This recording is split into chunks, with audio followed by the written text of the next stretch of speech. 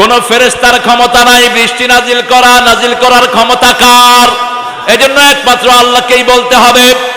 এই দুনিয়াতে আমরা কত শিরিকের বাহন তৈরি করে নিয়েছি। মাজারগুলোতে যায় মানুষ, শিরিক করে, বিভিন্ন রকম হুজুরদের কাছে নিজের আবদারগুলো পেশ করে, অথচ আল্লাহ রাব্বুল আলামিন বলছেন মাইয়ুজিবিল মুত্তারিদা দাআন, কে তোমার কলিজার যন্ত্রণা শুনে, তোমার কলিজায় যখন ব্যথা হয় তোমার বিবিও টের পায় না, সবার আগে টের পান কে? অহুয়া মাআকুম আইনামা কুনতুম, আমরা যেখানেই যাই আমাদেরকে পাহারা দেন কে? দেখেন, একজন ভাই একটা প্রাণী জবাই করে, তিনি আল্লাহর নাম নেয় না। আরেকজন ভাই প্রাণী জবাই করে, আল্লাহর নাম নেয়। যেমন মুসলমানরা কার নামে প্রাণী জবাই করে? জোরে বলেন, আল্লাহর নামে। ইংল্যান্ডে একজন হিন্দু ভাই, তিনি একটা ছাগল জবাই করলেন। ছাগল জবাই করে তিনি গোশত নিয়ে এসছেন আমার কাছে। আমি বলছি, আপনি which religion you belongs to, আপনি কোন ধর্মের মানুষ? তিনি বললেন, I am idolaters, I prostrate in front of idol, আমি মূর্তির সামনে মাথা নত করি। ওকে, when you slaughtered the animal did you mention Almighty's name? No, I did not. আরেকজন মুসলমান গোশত নিয়ে আসলেন। আমি বললাম, which religion you belongs to, কোন ধর্মের তুমি?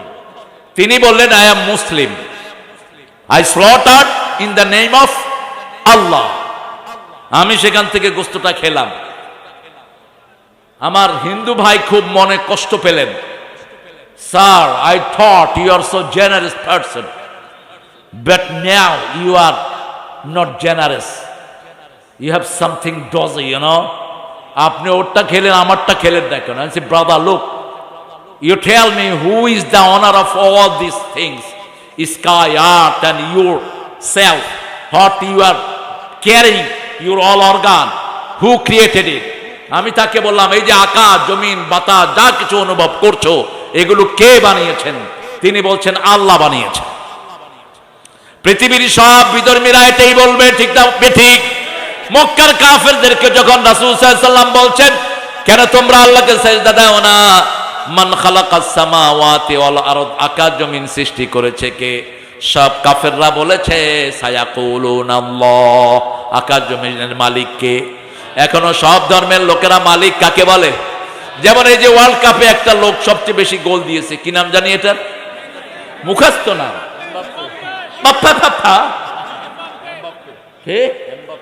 আরে মোমেনেরা তো দেখি নাম মুখস্থ হয়ে গেছে। আচ্ছা, আরেকটাকে আপনারা চিনেন, দেখেন, প্রতি গোল দেখলেই তো সোয়াব হয় না? কত সোয়াব কামাই করেছেন, কিভাবে বলতেছে এখন? হ্যাঁ, এক বুড়া দিনাজপুরে এত জোরে লাভ দিছে মেসির গোল দেখে, 3-4টা ছেলে ধরে ফেলছে, নইলে বুড়ার হাতও যাইতো, হাড্ডিও যাইতো। পোলাপানে কয়, কি ব্যাপার চাচা, এত জোরে লাভ দিলেন কে? কয়, মেসি মেসি। আরে মেসি গেছি, তুই তো মারা গেলে ফেরেশতারা পিঠে আগালে দাঁত ভেঙে ফেলবে। কিসের মেসি আর গেছি? এই মেসিরা, এরা মুসলমান না, মেসি খ্রিস্টান, তবে ধর্মীয় ভাবে সে ডিভোটেড খ্রিস্টান। এখনকার অধিকাংশ খ্রিস্টান হলো মুশরিক। এরা এরকম করে, আল্লাহকে স্বীকার করে, ঠিক কিনা? যেমন গোল দিয়ে কি করে? উপরে কেন? উপরে কার কাছে বলে? উপরে কে? আরো চিৎকার করে বলেন, উপরে কে? সে স্বীকারও করেছে যে ঈশ্বর আমার প্রতি কৃপা করেছেন। God has blessed me. I did something very miraculous. আমি এবারের ওয়ার্ল্ড কাপ আমার হাতে এসেছে, গড আমার কথা শুনেছে। তার মানে হলো উপরে তারও ধন্যা দেয়া আছে, ঠিক না বেটি? তা আমি ছেলেটাকে জিজ্ঞেস করলাম, বাবা তুমি বলছো সব কিছুর মালিক আল্লাহ, এখন বলো আমার মালিক, আমি আমার জিনিসের মালিক। যেমন এই মাফলারটা আমার, এই জামাটা আমার, আমার জামা যদি তুমি না বলে নিয়ে যাও তুমি কি হবে? বলছে আমি চোর হব। কি হব? চোর হব। এখন বলো ছাগলের মালিক কে? কয় আল্লাহ। তো তুমি যে আল্লাহর নাম নিলে না, তোমার পরিচয় কি? সে বলছে আই অ্যাম নাও গোট থিপ, আমি হলাম ছাগল চোর। আমি বললাম এই চোরের মাল কি আমি খেতে পারি? কয় না, এজ এ ইমাম কোন মানুষের চুরির মাল খাওয়া উচিত না, ঠিক না ঠিক?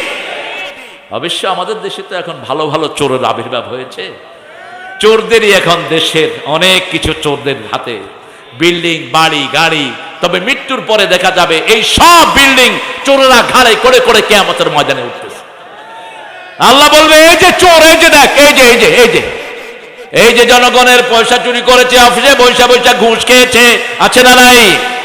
সব চুরির মাল ঘাড়ে উঠিয়ে দিবেন কে? কেউ সেদিন পার পাবে না। এখন বলেন, এই যে দুনিয়াতে যা কিছু কাজ করি, মালিকের নাম যদি না নেই, আমিও চোর হব, ঠিক না ঠিক? এজন্য 114 বার কোরআনে আল্লাহ শিখিয়েছেন বিসমিল্লাহির রহমানির রহিম। কোন কাজ করার আগে আল্লাহর নাম, আবার করার পরে আল্লাহর প্রশংসা যারা করে, মধ্যখানে কোনো হিসাব আল্লাহ তার থেকে নেন না। আল্লাহু আকবার। খাওয়ার শুরুতে বিসমিল্লাহ, শেষে হলো আলহামদুলিল্লাহ। কাজের শুরুতে বিসমিল্লাহ। আবার যেই কাজে আল্লাহ রাব্বুল আলামিন খুশি হন না, সেই কাজে যদি কেউ বিসমিল্লাহ পড়ে, তার দুনিয়াও শেষ, আখিরাতও। যেমন মদ খাওয়ার আগে যদি আপনি বিসমিল্লাহ পড়েন, কি হবে? কথা বলেন। গুনাহ হবে না, শুধু আপনি কাফের হবে। ঠিক তেমনি ভাবে যৌতুক যারা খায়, এরা কার নামে বিয়ে করেছে? বলেন, বিয়ের সময় আমরা কার নাম নেই? তো আল্লাহর নাম নিয়ে বিয়ে করে আপনি যৌতুক খান কেমনে? আল্লাহর নামে বিয়ে করে আপনি সুদ খান কেমনে? আল্লাহর নামে ব্যবসা শুরু করে আপনি ঘুষ দেন কেমনে?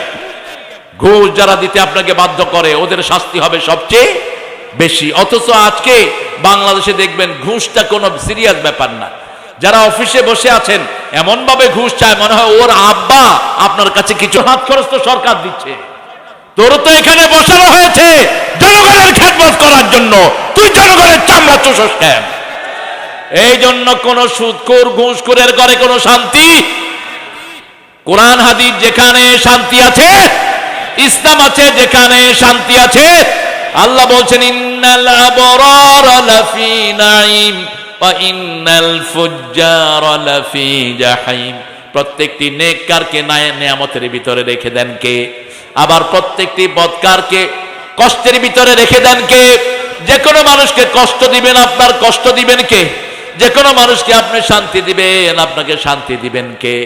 রাসূল সাল্লাল্লাহু আলাইহি ওয়াসাল্লাম যখন ওহী পাওয়ার জন্য হেরা গুহায় গেলেন, তিনি ভয় পেলেন, জীবনের উপর ভয় পেলেন। তিনি ঘরে আসলেন, বললেন, ও খাদিজা, জাম্মিলুনি জাম্মিলুনি জাম্মিলুনি, আমাকে কম্বল দিয়ে জড়িয়ে দাও, ইন্নী আখাফু আলা হায়াতি, আমি আমার জীবনের উপর ভয় করছি।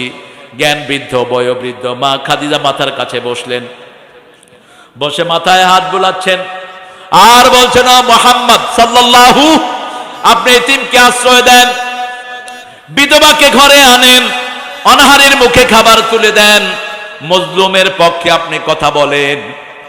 আল্লাহ কোনোদিন আপনাকে বিপদ দিবে না। আল্লাহু আকবার। আপনি যদি মানুষের সাহায্য করেন, আপনার সাহায্য করবেন কে? আপনি যদি মানুষের উপকার করেন, আপনার উপকার করবেন কে? আল্লাহু ফি আউনিল আবদি মা দামাল আবদু ফি আউনি আখি। আল্লাহ বলছেন, ও নবী, আপনি বলে দেন যে অন্য মানুষকে সাহায্য করে, আমি আল্লাহ রাব্বুল আলামিন তার সাহায্যের মধ্যে লিপ্ত থাকি। রাসূল সাল্লাল্লাহু আলাইহি ওয়াসাল্লাম একদিন সকালবেলায় বলছেন, আজকে কে মানুষকে কর্জে হাসানা দিয়েছো? আবু বকর সিদ্দিক হাত তুললেন। আজকে কে নফল ইবাদত করেছো? তিনি হাত তুললেন। আজকে কে জানাজায় শামিল হয়েছো? তিনি হাত তুললেন। আজকে কে নফল রোজা করেছো? তিনি হাত তুললেন। আজকে কে রোগীর সেবা করেছো? তিনি হাত তুললেন। হোক রোগী হিন্দু, হোক রোগী অন্য ধর্মের বেনামাজি, রোগীর সেবা যে করে তার রোগ ভালো করে দেন কে? এই 5টা কথা যখন আবু বকর রাদিয়াল্লাহু আনহু বললেন, রাসূল বললেন, এই 5টা কাজ যে করবে সে জান্নাতি হয়ে যাবে। আজকে সকাল থেকে নিয়ে আগামী দিনের সকাল থেকে আপনি লিস্ট করেন, আপনি প্রতিদিন একজন রোগীর সেবা করবেন, প্রতিদিন একজন অনাহারীর মুখে খাবার তুলে দিবেন। আমার দেশে অনাহারী আছে না নাই? বুভুক্ষ মানুষ আছে না নাই? আমাদের দেশে যারা একটু পয়সাওয়ালা লোক, টাকা হয়েছে একটু, ইসলাম মানে, তারা প্রতি মাসে মাসে উমরায় চলে যায়। একটা উমরায় গেলে 100 জনের দান তার ওখানে খরচ করতে হয় মিনিমাম 2 থেকে 3 লাখ। এই 3 লাখ টাকা যদি একটা গরিবকে দেয়া যায়, অথবা একটা হিন্দু ভাইয়ের বিয়ের মধ্যে সাহায্য করা যায়, সবচেয়ে বেশি খুশি হবেন কে? অথচ উমরাগুলো নফল, মানুষকে সাহায্য করা ফরজ, ঠিক তবে ঠিক।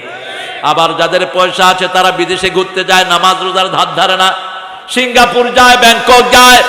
আপনি যে অবস্থায় মারা যাবেন, ওই অবস্থায় কিয়ামতের ময়দানে তুলে দিবেন কে? জীবনটা আল্লাহ দিয়েছেন মানুষের জন্য। আপনি আপনার টাকার মালিক নয়, টাকার মালিক কে? পরের জায়গা পরের জমিনে ঘর বানায় আমি রই, ঘরের মালিক কে? আপনার হাতের মালিক কে? সে আল্লাহ রাব্বুল আলামিন বলছেন, ওয়াল্লাযী উনজিলা ইলাইকা মির রাব্বিক, তোমার রবের পক্ষ থেকে আমি হক নাজিল করেছি। ওয়ালাকিন আকসারান নাস লা ইউমিনুন।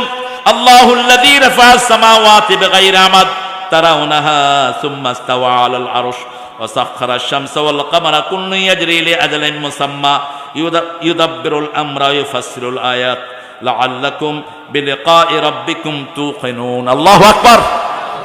কি সুন্দর করে তিনি বর্ণনা দিচ্ছেন। কোরআন পড়বেন তো? পড়বেন তো?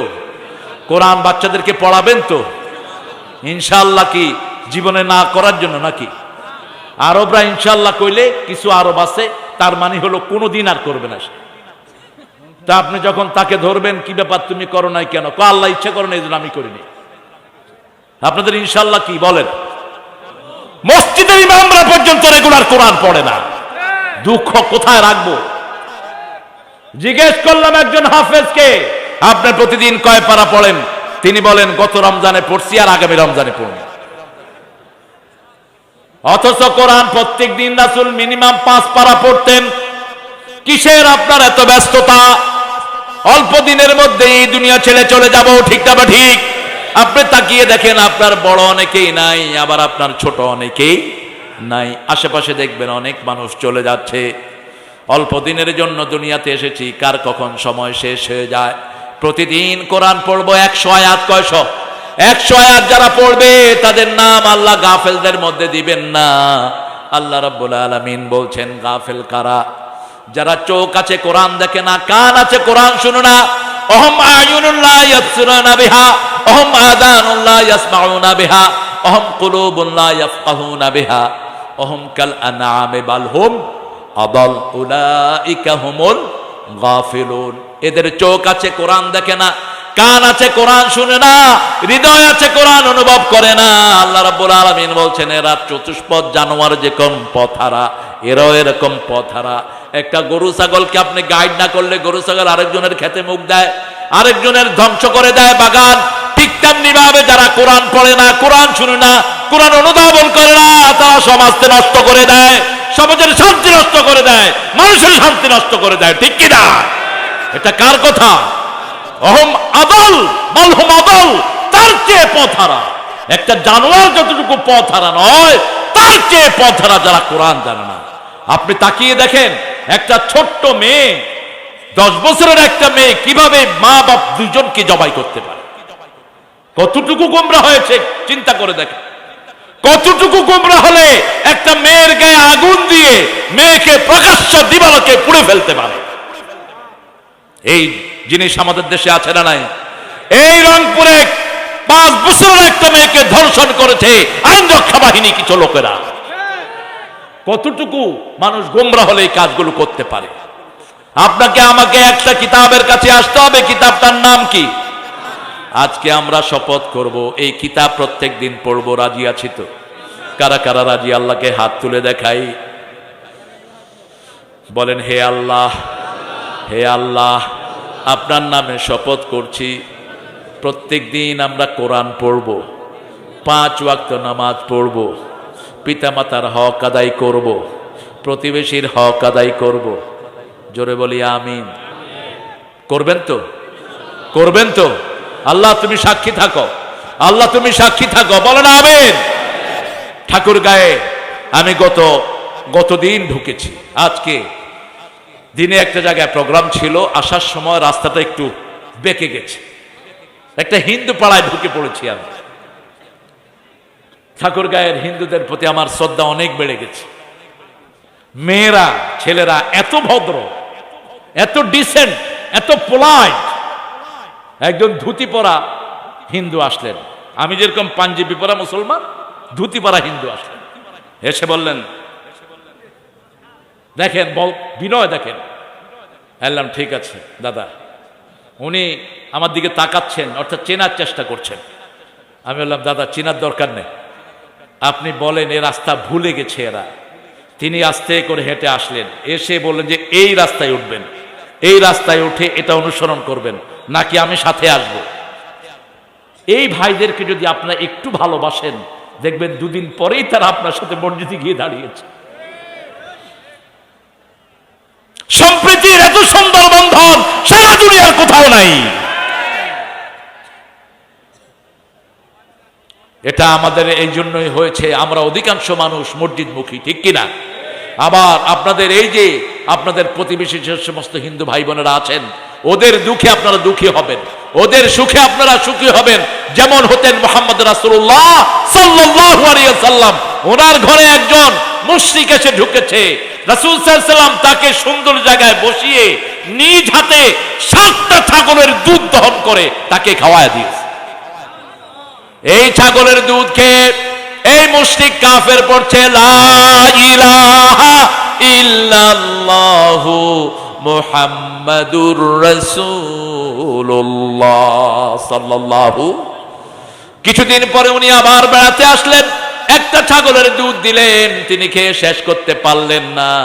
রাসূল সাল্লাল্লাহু আলাইহি ওয়াসাল্লাম বললেন, একজন কাফের খায় 7 পেটে, মুমিন খায় 1 পেটে। কারণ মুমিনের পেটের ভিতরে বরকত ঢুকিয়ে দেন কে? এজন্য হক আছে যেখানে শান্তি আছে সেখানে আল্লাহ রাব্বুল আলামিন বলছেন এই পৃথিবীতে শুধু হকই থাকবে। ফেরাউনের ক্ষমতা যত বেশি হোক না কেন, লোহিত সাগরে তাকে ডুবিয়ে মেরেছেন কে? আবার নমরুদের শক্তি যত বেশি হয়েছে, ল্যাংলা মশা দিয়ে তাকে ধ্বংস করে দিয়েছেন কে? আমার বাংলাদেশেও যদি কেউ ইসলামের বিরুদ্ধে দাঁড়ায়, ল্যাংলা মশার বাংলাদেশে কোনো অভাব নাই। বরং বাংলাদেশে ওখান থেকে একটা তাজা মশা আছে, ডেঙ্গু, রহমতুল্লাহি আলাইহি। ডেঙ্গু রহমতুল্লাহ কেন বললাম বলেন তো? আপনি দেখবেন ডেঙ্গু কোনো গরিবের কামড়ায় না, ডেঙ্গু গরিব এলাকায় আসেও না। গ্রামের মানুষ যেমন নিরীহ, মশাও নিরীহ। আপনি যদি কোন ভাই মশা, আমার মশারি নাই, আমি কাঁসা দিয়ে শুইলাম, তুই আমারে ধরিস না। কাঁসা বলে তো ওই যে লুঙ্গি আপনি বাঁধে যে লেংটু, লেংটি, এটা সুন্দর নাম হয়েছে। এই যে ল্যাংটা বের করে তো লেংটি বাঁধে। আমি এক এলাকায় ঢুকছি, দেখি যে একটা লোক লেংটি পরে ঘুমানো, লেংটি দিয়ে। বললাম ভাই লেংটি কেন? কই হুজুর মশারি নাই তো, এই জন্য লেংটি দিছি যাতে মশা শর্মে না কামড়ায়। কি সহজ সরল মানুষ দেখে। কইলাম মশা কামড়ায় নাই? কনা মশা আসে নাই আমার কাছে। অধিকাংশ মানুষ মশারি ছাড়া ছয়, ঠিক না বা ঠিক? আর ঢাকা শহরে মশারির ভিতরে মশারি দেওয়ার পরে ডেঙ্গুরা তুলে ধরে। কয় তুই ঘুষ খেয়েছিস, এসি লাগিয়েছিস, এসির পানিতে আমার জন্ম হয়েছে, এখন তোরে কামড় দেব। একটা কামড়েই রক্ত শেষ, রক্ত শেষ। আল্লাহ রাব্বুল আলামিন যদি কাউকে শেষ করতে চায়, আল্লাহর কোন বলার আগেই সে পায়া কোন হয়ে যাবে, ঠিক না বা ঠিক? সেজন্য আল্লাহ বলছেন শুনো, কুল জাআল হাক্কু ওয়া যাহাকাল বাতিল ইন্নাল বাতিলা কানা যাহুকা।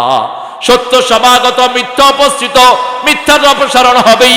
রাসূলের সামনে যখন কাবাগৃহের ভিতরে 365টা মূর্তি তারা বানালো, বলে এগুলো বিভিন্ন আল্লাহর নামকে, সিফতে নামকে নিয়ে নিয়ে এক এক মূর্তির সামনে দিয়েছে।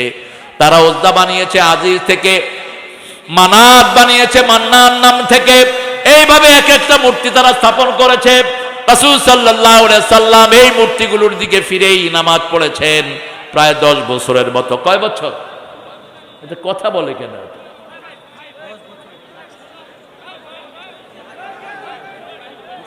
আমরা কথা বলবো না প্রিয় ভাইয়েরা, কথা বলবো না, কথা বলবো না। আমি মোনাজাত করে দেব আরেকবার কথা বললে আপনারা। এত কষ্ট করে ভাইয়েরা এসেছেন আপনাদের এই ফটফট শোনার জন্য না। আপনারা কথা বলবেন না প্রিয় ভাইয়েরা।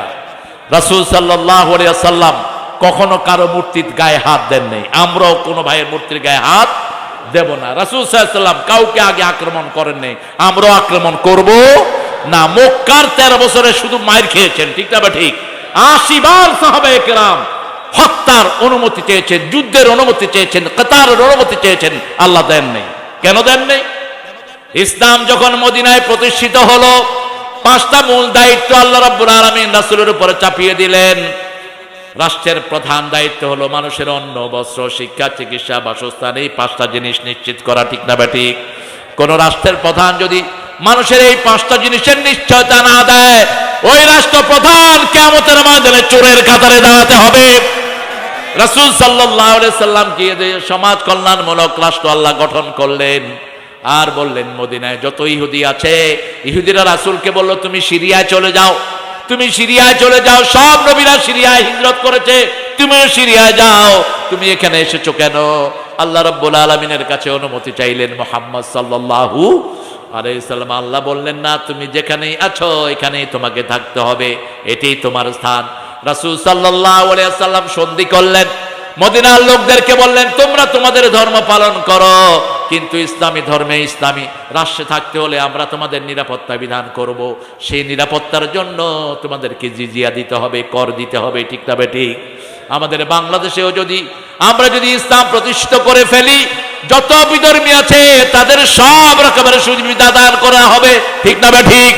কোন বিধর্মীকে আপনি তার সুবিধা থেকে বঞ্চিত করতে পারবেন না। আমার আল্লাহ এই কোরআনে বলছেন, কোন বিধর্মী দেবতাকে তোমরা কখনো গালি দিও না। লা তাসুবুল্লাযিনা ইয়াদউনা মিন দুনিল্লাহি ইলাহান আখার, কখনো ওদেরকে গালি দিও না যারা আল্লাহ ছাড়া অন্য দেবতাকে ডাকে, তাহলে তারা মূর্খতাবশত তোমার আল্লাহকে গালি দিবে। বরং ইব্রাহিম আলাইহিস সালাম যেভাবে কৌশল করে বাপকে দাওয়াত দিয়েছেন, তোমরাও সেইভাবে তাদেরকে দাওয়াত দাও, ঠিক তবে ঠিক? ইব্রাহিম আলাইহিস সালামের আব্বা তিনি ছিলেন নমরুদের ধর্মমন্ত্রী। নমরুদের সবচেয়ে বড় মূর্তি তিনি বানাতেন, রাষ্ট্রীয় মূর্তিগুলো তিনার হাতেই তৈরি হতো।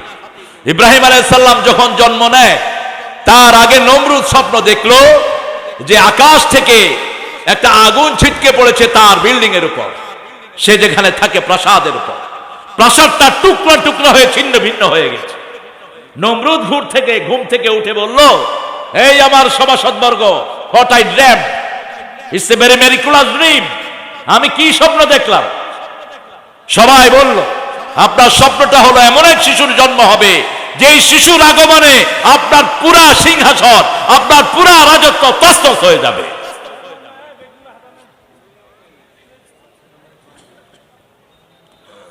দুইজন বিশ্ব নেতা কাফের ছিল, আর দুইজন বিশ্ব নেতা মুসলিম ছিল, মোট 6 জন বিশ্ব নেতা আসবে। কয়জন? যারা সারা দুনিয়াকে শাসন করবে। সারা দুনিয়াকে শাসন করেছিল বখতেনসর, কাফেরদের নেতা।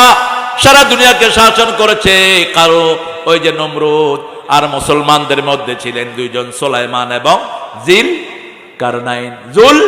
কারনাইন। আবার ভবিষ্যতে আসবে দাজ্জাল, আসবে কাফেরদের পক্ষ থেকে, আর আমাদের জন্য আসবে ঈসা আলাইহিস সালাম। যখন এই স্বপ্ন শুনল নমরুদ বলল, আজকে থেকে ঘোষণা করে দাও আগামী 1 বছর কেউ যেন তার বিবির কাছে না যায়, নিষেধ, আমিও যাব না। নমরুদ নিজের সব সভাসদ নিয়ে রাষ্ট্র থেকে বেরিয়ে পড়লেন, একটা প্লেজার ট্যুরে বেরিয়ে পড়লেন। যেমন ঢাকা থেকে অনেক লোক ঠাকুরগাঁ বেড়াতে আসে, ঠিক কিনা? ঠাকুরগাঁ বাজার ঘাট এগুলো খোলামেলা, বিভিন্ন জায়গায় যেতে পারে। আম গাছ আছে একটা, কয়েকশো বছরের পুরনো আম গাছ। হ্যাঁ, বালিয়াডাঙ্গিতে বালি নাই, শুধু বিশাল আম গাছ আছে একটা, ওটা 20 টাকা টিকিট দিয়ে মানুষ দেখে। যদি আমাদের এই ঠাকুরগাঁকে সাজানো হতো, তাহলে লক্ষ কোটি মানুষ আসতো শুধু ঠাকুরগাঁ ভিজিটে। কারণ ঠাকুরগাঁ শহরে ঢুকতে যে সুন্দর নদীর চর, যে সুন্দর নদী, এটাকে যদি বিউটিফাই করা হতো, মানুষ বহু গুণে এখানে ছুটে আসতো দেখার জন্য। এরপরে ঠাকুরগাঁ শহর পেরিয়ে গেলে 2 পাশে যে দিগন্ত জোড়া মাঠ, এত সুন্দর ভিউ দুনিয়াতে খুব কমই পাওয়া যায়, ঠিক না বেটি? আমার সারা দেশ সাজানো গোছানো একটি দেশ, আমের বাগান এত বেশি, অবাক করা। দিনাজপুরে গেলে দেখবেন একদিকে আমের বাগান, আরেকদিকে লিচুর বাগান, হাজার হাজার বিঘা জমি। এরপরে এই আপনাদের ঠাকুরগাঁয়ে আরো অনেক নান্দনিক জিনিস একদম পঞ্চগড় পর্যন্ত ছড়িয়ে আছে। কিন্তু কে নিবে এই দায়িত্ব? দায়িত্ব একজনকে নিতেই হবে, কারণ আমার দেশ সোনার চেয়ে দামি, ঠিক তবে ঠিক? এত সুন্দর দিয়ে ভরে দিয়েছেন কে? কে ভরে দিয়েছেন? আল্লাহ ভরে দিয়েছেন। নমরুদ যখন ঘোষণা দিল, তিনি নিজেও বেরিয়ে পড়লেন তার সভাসদ নিয়ে। তার ধর্মীয় গুরু ছিল আজর। সব সময় মানুষ ধর্মীয় নেতাদেরকে বেশি দাম দেয়, যদিও বাংলাদেশি ইমামদের বেতন সবচেয়ে কম, কিন্তু কোন অনুষ্ঠানে ইমামদের সম্মান আছে না নাই? কথা বলেন না কেন? রাস্তা উদ্বোধন করতে কাদেরকে আনে মোনাজাতের জন্য? বিয়ের জন্য কার কাছে যায়? কার কাছে? এই যে যারা কাজী হয়, মাদ্রাসা পড়া ছাড়া কাজী হওয়া যায় না। যে কোনো কারণেই মানুষ ধর্মীয় লোকদের কাছে ধন্না দেয়। নমরুদ তার কিছু জিনিসের জন্য আজরকে বলল, তুমি যাও, তোমাকে আমি বিশ্বাস করি, তুমি আমার সভাসদ থেকে গিয়ে এই জিনিসগুলো নিয়ে আসো। আজর গেল, চিন্তা করলো আমি যখন এসেছি একটু ঘরে যাই। ঘরে গিয়ে বিবির সাথে দেখা করলেন। ওই রাতেই মায়ের পেটে চলে গেলেন ইব্রাহিম আলাইহিস সালাম। নমরুদ আবার গণনা করলো। গণনা করার পরে তার গণকেরা বলল, ইব্রাহিম আলাইহিস সালাম অলরেডি মায়ের পেটে চলে গেছে। কে করলো এই কাজ তাকে আর খুঁজে পায় না। মা যখন গর্ভবতী হলেন তিনি বললেন, ও আজর, আমার পেটে একটা সন্তান এসেছে, আমি ওই সন্তানটাকে পাহাড়ে ফেলে দিয়ে এসেছি। এদিক থেকে ইব্রাহিম আলাইহিস সালাম, সব নবীরা অন্য মানুষ থেকে দ্বিগুণ তিগুণ হারে বড় হতে থাকে। অল্প দিনের মধ্যেই তিনি বড় হয়ে উঠলেন। তিনি দুনিয়াতে আসলেন। মা তাকে পাহাড়ের গর্তে রেখে আসলেন। মা দেখে এই দুটি আঙ্গুল তিনি মুখে দিয়ে রাখে। দেখে যে এই দুটি আঙ্গুল থেকে আল্লাহ তার জন্য বিভিন্ন রকমের নিয়ামত সরবরাহ করছে। একদিন দুই দিন পরে দেখতে যায়, দেখে যে একদিনে দুই দিনের বাড়া তিনি বাড়ছেন। যখন তার বয়স 6 মাস তখন দেখা যাচ্ছে 2 বছরের শিশুর মতো। সুবহানাল্লাহ কইতে ইচ্ছা করে। দুনিয়ার সবচেয়ে নিয়ামতের মানুষ ছিলেন সব নবী আলাইহিস সালাম। লূত আলাইহিস সালামের পরে সব নবী আলাইহিস সালামকে রাজকীয় পরিবারে পাঠিয়েছেন কে? কারণ লূত আলাইহিস সালামের ঘরে যখন কাফেররা আক্রমণ করলো, ফেরেশতাদের সাথে পর্যন্ত বেয়াদবি তারা করলো, তিনি আল্লাহর কাছে দোয়া করেছেন রুকনুন শাদীদ, হে আল্লাহ, এমন পরিবারে নবী দিবেন যাদের গোড়া মজবুত হবে। রাজকীয় পরিবার ছাড়া কোনো নবী দিবেন না। রাজকীয় পরিবারের নবী হলে কোনো সাধারণ মানুষ তাদের উপর খবরদারি করতে পারে না। ঠিক না? ঠিক। সেদিন ইব্রাহিম আলাইহিস সালামের আম্মা তার বাপ তার জামাইকে বলল, তোমাকে একটা সারপ্রাইজ দেব, তুমি আমার সাথে পাহাড়ে চলো। পাহাড়ে গিয়ে গর্ত উদলা করে দেখে ভিতরে চাঁদের মতো ফুটফুটে একটা শিশু। ইব্রাহিম আলাইহিস সালামের অধিকাংশ আকৃতি রাসূল সাল্লাল্লাহু আলাইহি ওয়াসাল্লামকে দান করেছেন কে? আবার রাসূল সাল্লাল্লাহু আলাইহি ওয়াসাল্লামের অধিকাংশ আকৃতি আল্লাহ সাইয়েদনা ইসমাঈল আলাইহিস সালামকে দান করেছেন। এজন্য রাসূল সাল্লাল্লাহু আলাইহি ওয়াসাল্লাম বলতেন, আনা সামরাতু দুআ আবিকুম ইব্রাহিম, আমি তোমাদের পিতা ইব্রাহিম আলাইহিস সালামের দোয়ার ফসল। আবার রাসূল সাল্লাল্লাহু আলাইহি ওয়াসাল্লাম বলতেন, বুখারীর বর্ণনা, আমি আনা ইবনে যাবিহাতাইন, আমি 2 জাবিহের সন্তান। এক জাবি হলেন ওনার পিতা আব্দুল্লাহ, আর এক জাবি হলেন ইসমাঈল আলাইহিস সালাম। কিভাবে হকের অনুসন্ধান করতে হয় দেখেন। সাইয়েদনা ইব্রাহিম আলাইহিস সালামকে বুকে করে নিয়ে আসলেন। আজর বললেন, আমার এই সন্তানকে আমি কখনো হারাতে দেব?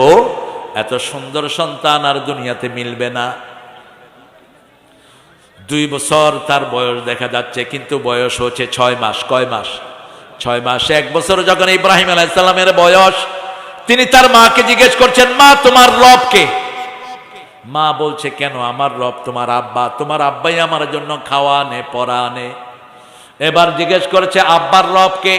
কয়, তোমার আব্বার রব হলো নমরুদ। ইব্রাহিম আলাইহিস সালাম বলেন, আমি নমরুদকে দেখতে চাই।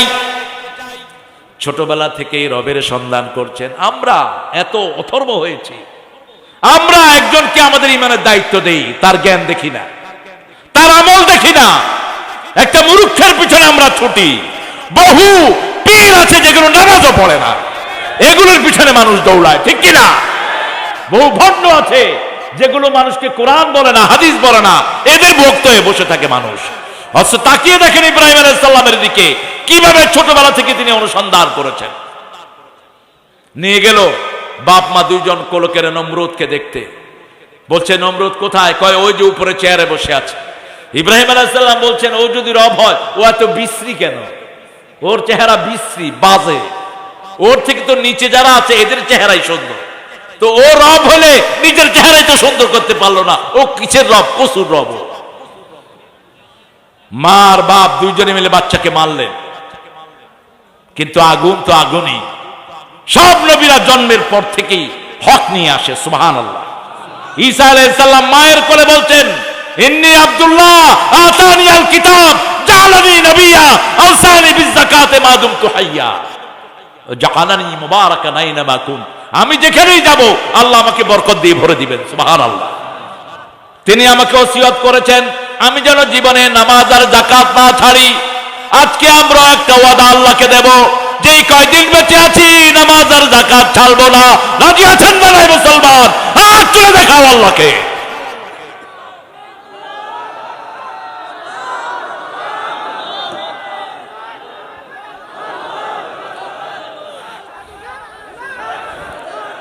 না, আপনাদের তাকবীরে একটা মুদুরও লড়বে না।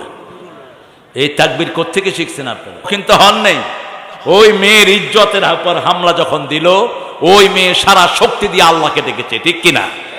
এখন আমাদের ইজ্জতের উপর হামলা আছে না নাই?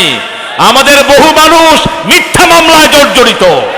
আমাদের বহু মানুষ তার জমিতে যেতে পারে না, ঠিক কিনা? বহু মানুষ তার সন্তানের কাছে যেতে পারে না, আছে না নাই? সাহায্য চাইবেন কার কাছে?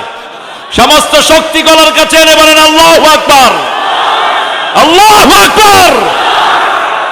একজনকেই ডাকতে হবে, তিনি কে? কষ্ট হচ্ছে আপনাদের? মাশাআল্লাহ, আমার ভাই তো চুপচাপ বসে আছে। আপনারা সারা রাত থাকবেন তো ইনশাআল্লাহ? আপনারা সারা রাত থাকেন, আমি একটু পরে চলে যাবো ইনশাআল্লাহ। পাইছেন কোথায় সারা রাতের মাহফিল? আজকে নিয়ত করেন রমজানের শেষ 10 দিন সারা রাত ঘুমাবো না। রাজি আছেন? আজকে নিয়ত করেন, রাসূল ঘুমাতেন না, আমরাও ঘুমাবো না। রাসূল রমজানের শেষ 10 রাত এক রাতও ঘুমাতেন না। সিদ্ধা মিজারা আইকাজা আহলা, তিনি কোমর বাঁধতেন, পরিবারকে জাগিয়ে দিতেন। শেষ 10 রাত। আর আমরা করি কি? 27 আমাদেরকে লাইলাতুল কদর দিতেই হইবে, না দিলে অনশন করিব। আহারে, অথচ রাসূল যেটা করেছেন সেটাই কবুল হবে, ঠিক তবে ঠিক? রাসূলের অনুসরণ ছাড়া আমাদের বাঁচার কোনো উপায়? রাসূলের সুন্নত যেখানে বরকত বেশি। রাসূল যখন নবী হন নাই তখনও তিনি বরকতময়। আবু তালেব বলতেন, আমার ঘরে খাবার কোনোদিন আমি মুহাম্মদকে ছাড়া খাবার বাড়ি নেই, কারণ মুহাম্মদ সাল্লাল্লাহু আলাইহি ওয়াসাল্লাম ঘরে আসলেই খাবারের ভিতরে বরকত এসে যেত। একজনের খাবার 10 জনে খেতে পারত, ঠিক না বা ঠিক? সেই নবীর সুন্নাহ যেখানে বরকত বেশি, সেখানে সুন্নাহ ছাড়া যাওয়ার আমাদের কোনো উপায় নাই। ঘরের সুন্নাহ, কাপড়ের সুন্নাহ, খাওয়ারের সুন্নাহ সবগুলো যেন আমরা মানতে পারি, আল্লাহ তৌফিক দান করেন। ইব্রাহিম আলাইহিস সালামের বয়স হয়ে গেল 7 বছর। কয় বছর? 7 বছর বয়স। এবার রাতের বেলায় উঠলেন, জান্না আলাইহিল লাইলু রাআ কাওকাবান ক্বালা হাদা রাব্বি। তিনি দেখলেন আকাশে অন্ধকার। জান্নুন মানে হলো অন্ধকারে ছেয়ে যা, এই জন্য জান্নুন থেকে জিন। জিনেরা হলো না দেখা প্রাণী। জিনেদেরকে বানানো হয়েছে ধোঁয়াবিহীন আগুন দিয়ে, এটার জন্য দেখা যায় না। আবার ফেরেশতাকেও দেখা যায় না, ফেরেশতা নূরের তৈরি। যারা বলো রাসূল নূরের তৈরি, তারা বোকার স্বর্গে বাস করো, কারণ আমাদের নবী কোনোদিন গোপন হন নাই, ঠিক কিনা? এত অত্যাচার সহ্য করেছেন, একদিনে তো তিনি গোপন হন নাই।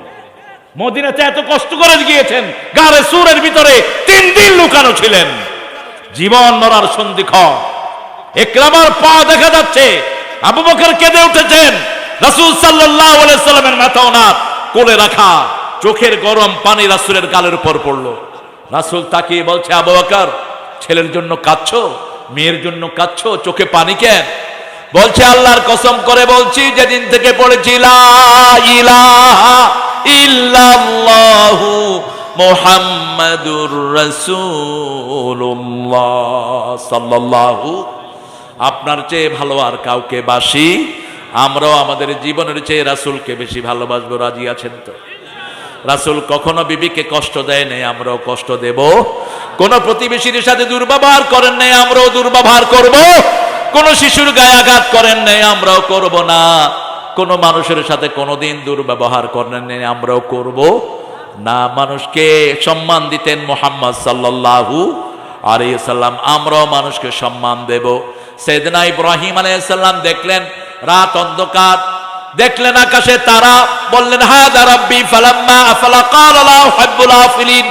যখন তারা ডুবে গেল, তিনি বললেন যেটা ডুবে যায় আমি সেটাকে ভালোবাসি না। ফালাম্মা রাআল কমারা বাযিগান ক্বালা হাদা রাব্বি ফালাম্মা আফলা ক্বালা লা ইন লাম ইয়াহদিনি রাব্বি লাআকুনান্না মিনাল কওমিদ দাল্লিন।